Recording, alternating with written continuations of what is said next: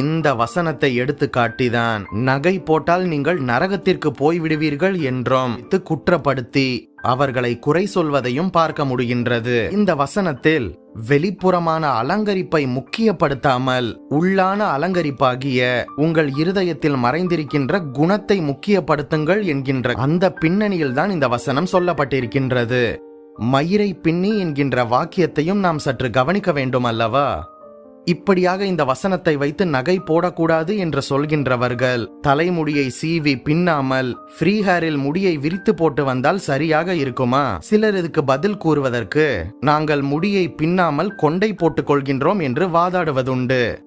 ஆனால் அவர்களது பிள்ளைகளை அவர்கள் ஸ்கூலுக்கு அனுப்பும்போது முடியை பின்னிதான் அனுப்புகின்றனர்.